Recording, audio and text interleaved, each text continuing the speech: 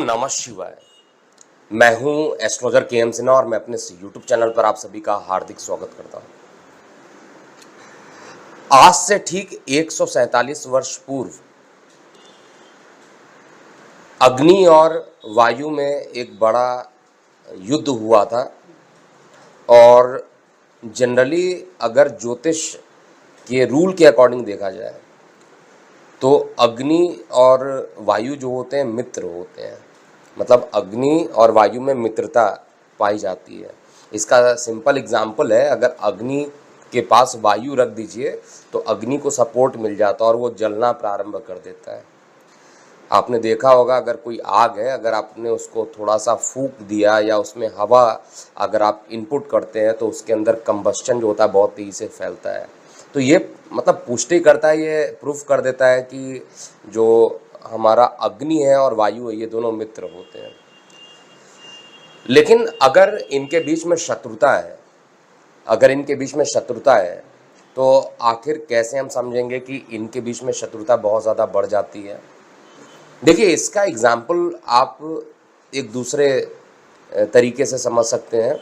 कहीं पे आग लग गया तो हम लोग क्या करते हैं, वहाँ पर फायर एक्सटिंग्विशर यूज़ करते हैं और फायर एक्सटिंग्विशर जो होता है उसके अंदर अगर आप देखिएगा तो वायु तत्व ही होते हैं, लेकिन वो वायु तत्व जो होते हैं वो ऑक्सीडेशन नहीं कराते हैं, वो ऑक्सीडेशन की प्रक्रिया को रोक देते हैं, जिसके कारण आग की जो ज्वाला होती है वो धीरे धीरे कम हो जाती है। तो एक तरफ जहाँ वायु अग्नि को बढ़ाता है, वहीं पर कुछ वायु ऐसे हो जाते हैं जो कि इनको शांत करने का काम करते हैं। तो इस टाइप के वायु को हम कहेंगे कि अग्नि के साथ युद्ध स्टार्ट हो गया।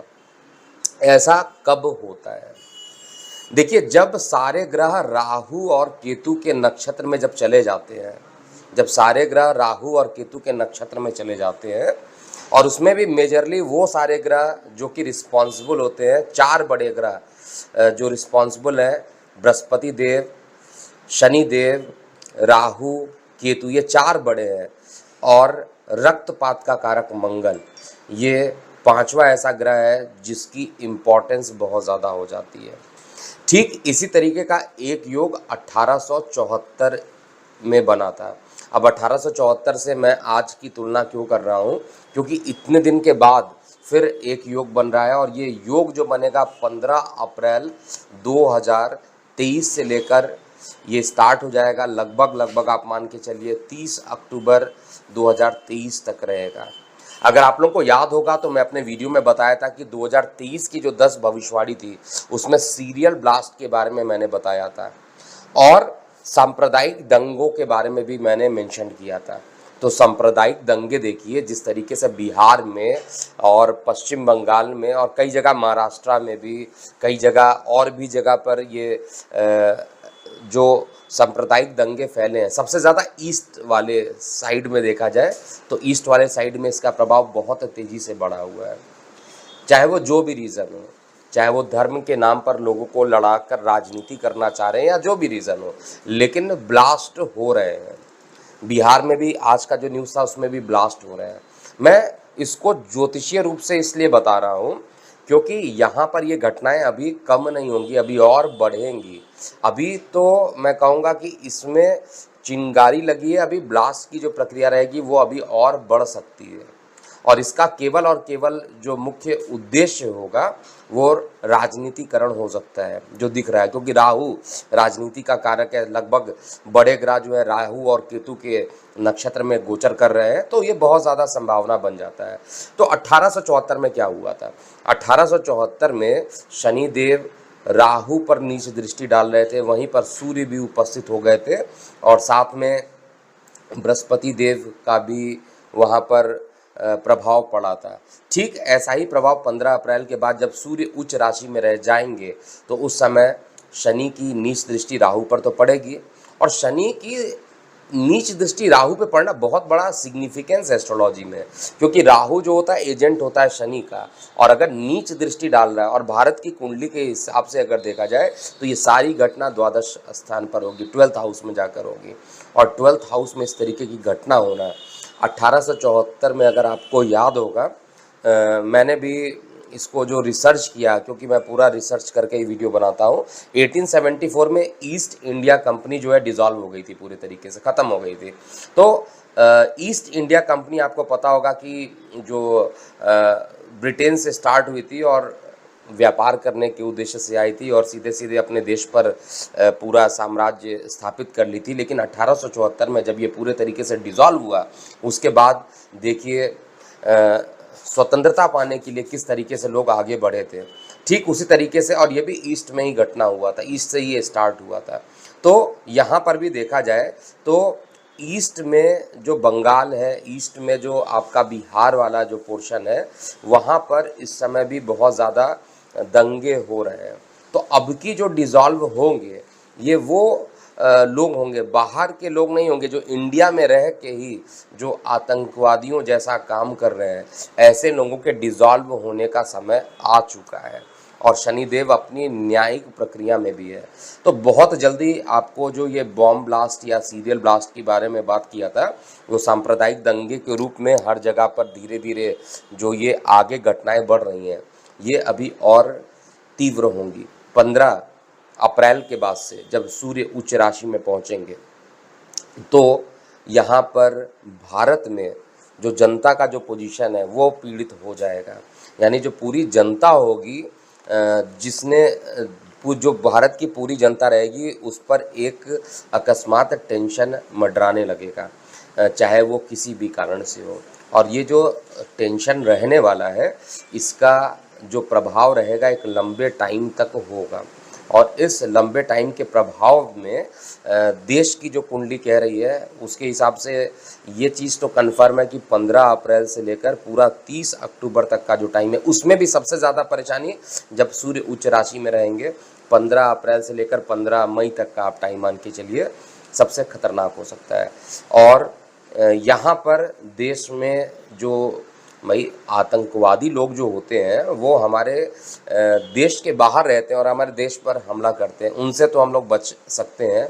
लेकिन उन आतंकवादियों का क्या जो देश में रहते हैं, मैं सीधा बात करूंगा कि ऐसे लोग जो कि देश को निगेटिव करना चाहते हैं, ऐसे लोगों का अपना राजनीति के तुष्टीकरण के कारण कुछ ना कुछ प्रभाव करेंगे, जो कि भारत के चार्ट से 4th हाउस को दिखाई दे रहा है। 4th हाउस सूर्य की राशि सिंह है, और सिंह राशि जो रहेगी वो पीड़ित रहेगी, वो राहु के साथ रहेगा, और शनि की नीच दृष्टि भी उस पर पड़ेगी, और गुरु चांडाल दोष का भी फॉर्मेशन होगा। 147 वर्ष पूर्व जो ये घटना बनी थी, ठीक उसी तरीके की घटना, मैं एग्जैक्ट तो नहीं बोलूँगा, लगभग उसी तरीके का एक घटना यहाँ पर होगी। और इस कारण से जो है युग परिवर्तन, जो मैं बार बार बोल रहा हूँ, युग परिवर्तन, एक चेंज युग जो होना है, जो पुरानी चीज़ों को अगर आप देखिएगा, आज से 20 साल जिस तरीके की चीज़ें थी और आज के डेट में जो चीज़ें हैं, वो बहुत ज़्यादा चेंज हो चुकी है। तो युग परिवर्तन का भी इंडिकेशन यहाँ पर पूरे तरीके से दिखाई दे रहा है।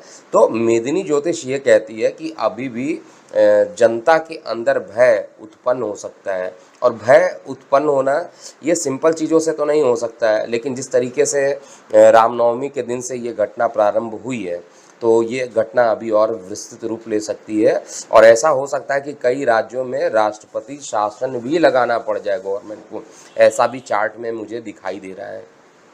जो विपक्षी लोग हैं, जो विपक्ष लोग जो एकजुट हो रखे हैं, क्योंकि मेदिनी से दोनों चीज़ों को देखा जा सकता है, पक्ष को विपक्ष को। तो मेदिनी ज्योतिष में जो विपक्ष का स्थान है, वहाँ पर केतु विराजमान है। केतु जब विपक्ष के स्थान पर बैठते हैं तो विपक्ष को एकजुट होने का पहले मौका देते हैं, और बाद में ऐसा तोड़ते हैं कि फिर वो कभी भी जुड़ नहीं पाते हैं, मतलब जड़ से समाप्त करने वाली स्थिति।